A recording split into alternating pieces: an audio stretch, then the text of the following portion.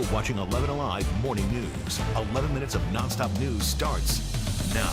A tragic discovery in Conyers. 3 people shot and killed at a home. What we know about the arrest in the case. Former President Donald Trump says he could be arrested tomorrow. We break down his claims, plus what Atlanta police say about possible protests. And it's the first day of spring, but we're waking up to a freeze. How long will this cold air stick around? We'll have an update coming up.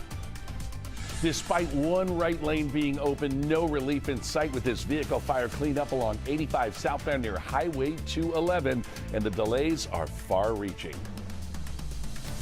Breaking news this morning, we are working with police to learn more about a deadly triple shooting. Police tell us it happened in Conyers. Liza Lucas is standing by with an update. Liza? Yes, good morning. The Rockdale County Sheriff's Office plans to release more details on this tragedy later this morning. In the meantime, that we know right now that suspected shooter is in custody. At this point, it's still not clear what led up to the deadly shooting, which took place around midnight here on Sugar Creek Lane. The Sheriff's Office not releasing details on the victims or the suspect at this time. Investigators on scene have spent nearly 7 hours collecting evidence. They remain on scene at this time. We've been watching it all unfold. Again, we expect the latest updates to come from the Sheriff's Office in about 2 hours. We're going to keep you posted on all those details. We'll also have an update for you in our nooncast. And in the meantime, I'm sending it back to you. Liza, thank you. A grand jury is set to hear new testimony today in the case against former President Donald Trump from Michael Cohen's former legal advisor. Now, if you don't remember, Cohen was Trump's former attorney and says he was told to make illegal hush money payments to adult video star Stormy Daniels around the time of the 2016 presidential campaign. Right now, Mr. Trump is under criminal investigation in New York and says he believes he will be arrested this week. Cities from New York to Atlanta now getting ready for any possible protests if Trump faces criminal charges. While you were sleeping, Atlanta police sent 11 Alive this statement. It says police are ready to respond to demonstrations or address illegal activity if they need to.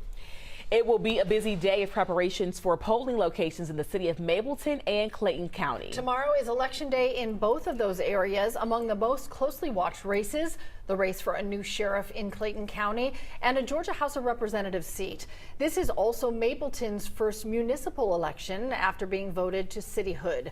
Voters in Jonesboro will choose a mayor. Today is the last day to apply for federal help if you suffered damages from January's string of devastating tornadoes. FEMA assistance is available for people with uninsured or underinsured damage to their property.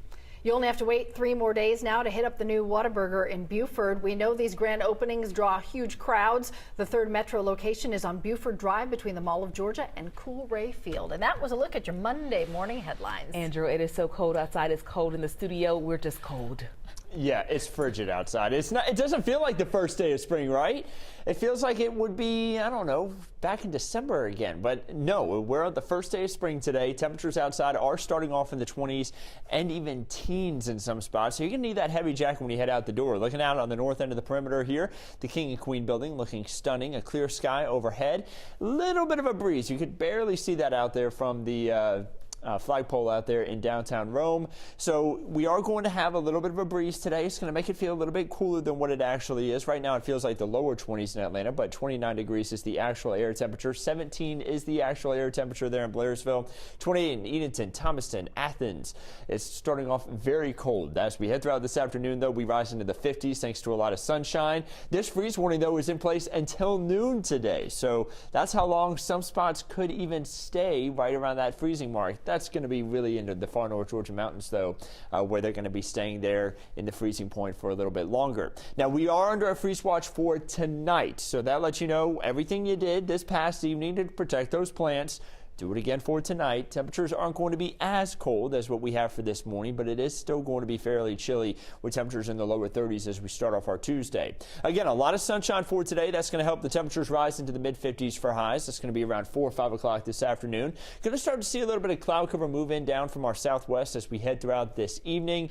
It'll be pretty much out of here, though, as we head throughout tomorrow morning. And we're going to have a few more clouds for tomorrow afternoon, about a partly cloudy sky there as we head throughout the day on Tuesday. Look at that temperature. temperature 61 there, possibly even as we head throughout the afternoon on Tuesday. Going to be nice and warm. We move into Wednesday morning. Temperatures continue this warming trend, starting off in the 40s compared to those 20s that we have outside this morning. And then we rise into the 60s and 70s for the afternoon on Wednesday. A nice warming trend as we head throughout the next few days, hitting 80 degrees there for the high on Friday. Our average high this time of year, 67, so we will be well above that. For today, again, a freeze warning in place this morning. We rise into the 50s for highs, 60s for highs there, and higher for the rest of the week, with rain chances ramping up there Friday night into Saturday morning. This just into the newsroom. Brookhaven police searching for a suspect after they say someone was shot outside of Josephine Lounge. It happened after 3 a.m. Police tell us the victim is a 35-year-old man, and he was shot in the parking lot and taken to the hospital. The mother of a South Carolina teenager plans to exhume her son for an independent autopsy following the conviction of Alex Murdaugh. Investigators say Stephen Smith was killed in a hit and run in 2015. It happened just 15 miles from Murdaugh's hunting property. But Smith's mother says after her son's case was initially opened as a homicide investigation, the story kept changing. And now she wants definitive answers. It's a big cover-up, and I don't know who was covering for who. But I know my son did not get the justice that he deserved. And as far as the autopsy, she is a voice for the dead, and she did not do justice for my son. This morning, the Today Show's taking a closer look at this case. Hear from the family about what happens next. It's coming up right after 11 Alive Morning News. New this morning, a warning to parents. South Fulton police say kids are finding themselves in serious trouble after playing with toy splatter guns. Officers say they are getting more and more calls and complaints about it. This morning, Christy Diaz takes a closer look.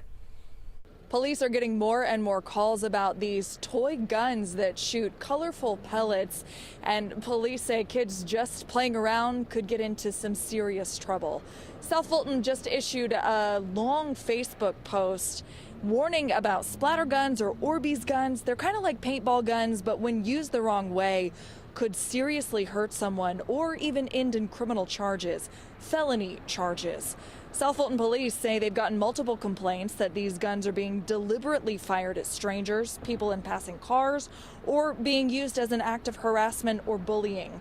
In the post, they go over 5 major points they want parents to make sure their kids understand if they have one of these toy guns. Here in South Fulton, they hope that Facebook post with all of that information helps reduce further misuse of these guns and prevents injuries and criminal charges. Clayton County's interim school superintendent hopes a new plan is going to help with recruitment, and it has more money in it. We're talking $3,000 for special education teachers, $1,500 for paraprofessionals, $2,500 for full-time employees. The district says this is not part of the state budget the governor signed recently, but it is included a $2,000 raise for those paid on teacher salary schedule, plus some more money for bus drivers, nutrition workers, nurses, and custodians.